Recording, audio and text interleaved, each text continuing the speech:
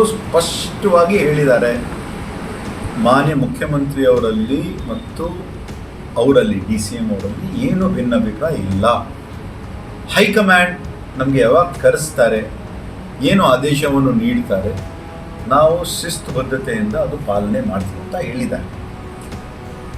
ಇವತ್ತು 27, ನಾಡಿದ್ದು 29 ಚುನಾವಣೆ, ಕೊನೆ ಹಂತ ವೆಸ್ಟ್ ಬೆಂಗಾಲಲ್ಲಿ ಮುಗೀತದೆ. ನಮ್ಮ ನಾಯಕರಾಗಿರುವಂಥ ಸನ್ಮಾನ್ಯ ರಾಹುಲ್ ಗಾಂಧಿಯವರು ಕೂಡ, ಮತ್ತು ಮಾನ್ಯ ನಮ್ಮ ಅಖಿಲ ಭಾರತ ಕಾಂಗ್ರೆಸ್ ಸಮಿತಿಯ ಅಧ್ಯಕ್ಷರು ಸನ್ಮಾನ್ಯ ನಮ್ಮ ನಾಯಕರು ಸನ್ಮಾನ್ಯ ಮಲ್ಲಿಕಾರ್ಜುನ್ ಖರ್ಗೆ ಸಾಹೇಬ್ ಅವರು ಕೂಡ ಹೇಳಿದ್ದಾರೆ, ಪತ್ರಿಕೆಯಲ್ಲಿ ನಾನು ನೋಡಿದ್ದೀನಿ. ಬಹುಶಃ ಒಂದು ಸಮಾಲೋಚನೆ ನಡೆಸಿ ಒಂದು ತೀರ್ಮಾನಕ್ಕೆ ಬರ್ತಾರೆ. ಚುನಾವಣೆ ಇದೆ, ನೀವು ನೋಡ್ತಾ ಇದ್ದೀರಿ, ಸಮಯನೇ ಇಲ್ಲ, ಯಾರ ಹತ್ರನೂ ಸಮಯನೇ ಇಲ್ಲ. DK ಶಿವಕುಮಾರ್ ಅವರಿಗೆ ಬರ್ತ್ಡೇ ಗಿಫ್ಟ್ ಸಿಗ್ಬೋದಂತ.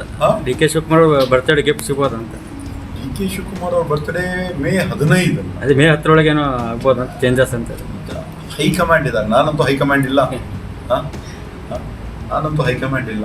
ಹೈಕಮಾಂಡ್ ಅವರು ನಮ್ಮ ಕಾಂಗ್ರೆಸ್ ಪಕ್ಷದಲ್ಲಿ ಹೈಕಮಾಂಡ್ ಇಸ್ ಸುಪ್ರೀಂ ಪವರ್. ಅವ್ರು ಏನು ನಿರ್ದೇಶನ ನೀಡ್ತಾರೆ, ಸನ್ಮಾನ್ಯ ಮುಖ್ಯಮಂತ್ರಿಯವರು, ಸನ್ಮಾನ್ಯ ಉಪಮುಖ್ಯಮಂತ್ರಿಯವರು ಮತ್ತು 137 ಶಾಸಕರು ಅವ್ರು ಬದ್ಧರಾಗಿದ್ದೀವಿ. ಯಾವಾಗಲೂ ನಾವು ನಮ್ಮ ತಂದೆಯವರ ಟೈಮ್ ಧರಮ್ ಸಿಂಗ್ ಸಾಹೇಬ್ರ ಕಡೆಯಿಂದ ನಾವು ನೋಡ್ತಾ ಇದ್ದೀವಿ, ಹೈಕಮಾಂಡ್ ಒಂದು ಮಾತು ಏನು ಹೇಳಿದ್ರೆ ಅದು ಶಿಸ್ತುಬದ್ಧದಿಂದ ಅದು ಪಾಲನೆ ಮಾಡಿಕೊಂಡು ಅವರು ಬಂದಿದ್ದಾರೆ, ಈವಾಗಲೂ ಮಾಡ್ತಾರೆ. ನಾಯಕತ್ವಕ್ಕಾಗಿ